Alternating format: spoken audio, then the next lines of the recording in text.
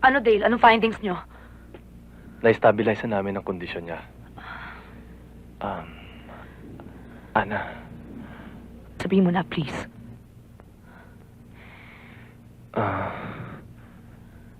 pinatingnan ko na siya sa ibang espesyalista. Mhm. Hindi lang ito ubo o ordinary sore throat. Meron siyang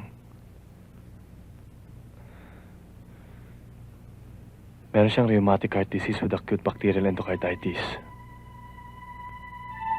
Maluba siya, Ana.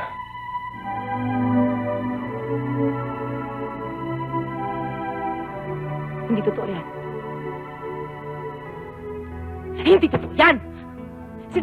Sinasabi mo lang yan dahil galit sa kanya. Sinungaling ka! Sinungaling! Sabi mo sa akin, hindi totoo yan! Ana, stop it! You know me better than that. Hindi ako nagsisinungaling.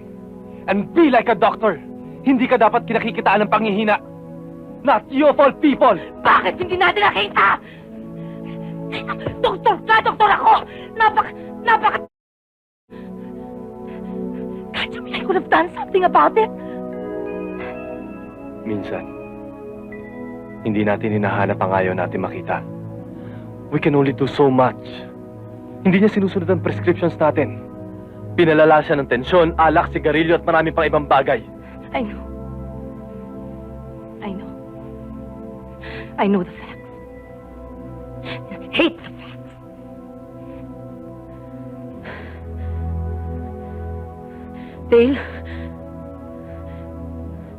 Dale, sabihin mo sa akin may magagawa pa tayo.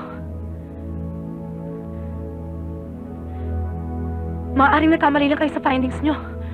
Pwede naman yun, di ba? Dahil tao lang tayo. Di ba? Dale? Sabihin mo sa akin may magagawa pa tayo. Hindi ba may mga... Pwede naman nagkamali. Dale, halika, tignan natin uli. Please, tignan natin uli, Dale. Dale! Kaya lang, si Winston ang binigyan mo ng pansin. Tinignan. At nasaktan ako. Pero tiniis ko yun. Pumayag akong maging tulay ng dalawa. Pumayag akong maging bantay. Utusan. Panakip butas. Mesero. Alalay. Dahil ayoko mawala sa akin ang pagkakataong makasama ka palagi. Makita at makausap ka araw-araw. Pagkatapos, si Chris naman, hindi mo pa rin ako pinansin. Lalo mo pinalalim ang sugat ko dito. Hindi mo pinakinggan ang aking paliwanag. Pinagtabuyan mo ko. Sumama ka sa isang may asawa. Sinaktan mo na naman ako. Sinugatan mo na naman ako. Panay ang tanong ko sa aking sarili. Ang sabi ko, bakit ko ba ipinupukpok ang aking ulo sa pader nang dahil kay Eva? Bakit ba ako nagpapaalipin ng dahil kay Eva? Bakit ko ba pinapabayaan ang aking sarili na maging busabos ng dahil kay Eva? Bakit ba ako umiibig kay Eva? Eva, pansinin mo naman ako. Pakinggan mo naman ako. Tignan mo naman ako. Dahil mahal kita. Kailangan kita. Huwag mo akong paiyakin. Nahihiya ako sa'yo, Dom. Ayokong ng isang katulad mo. Wala kang pagkukulang sa akin. At ang isa pa, sinong matinong lalaki? Isang binata ang papatol pa ngayon sa isang katulad ko. Ako, Eva. Ako. At handa ako ibigay sa'yo ang aking pangalan. Tita, ready na! Halika na!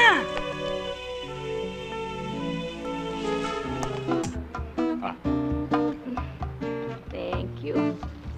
Buti naman pineram ng tito mo to sa sakyan na to. May tiwala pa Aba, rin sa'yo. syempre. Mag-a-apply ako sa trabaho ngayon, di ba? So, okay lang yun. Tsaka, hindi ko muna inisip yun dahil ang saya-saya ko ngayon. Yeah! Ang saya-saya ko. Ramdam ko yung saya mo hanggang dito. Talaga? O bakit? Okay na ba kay na mami mo? Hindi pa. Pero, ayos lang yun. Sigurado ko matutuwa siya sa akin.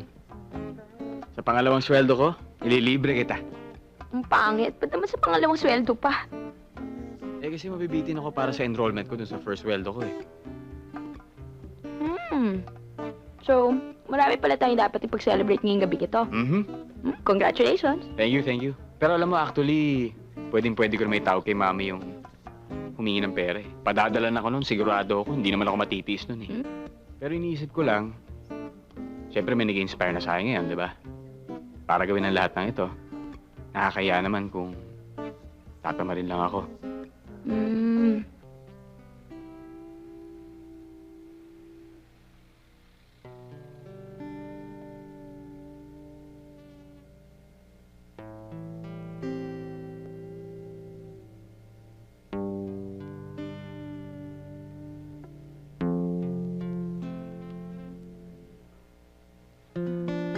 Okay pala mga stars dito. Okay ang stars. Oo nga, daming stars. Grabe na to. Diyos ko, hindi ko na kaya eh.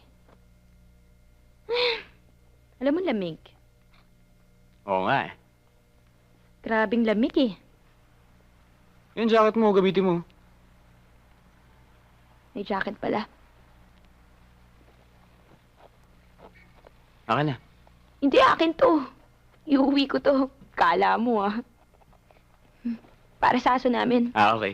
Right. Pero alam mo, feeling ko pag nag-jacket ako, malamig pa rin. Kasi yung manipis yung jacket ko eh. Kahit namang to, manipis to. Ah, malamig ba? Oh. Oops. Yan. Yan. Okay na. Okay na. Mm. Oo nga, no? Lamig nga, no? Mm.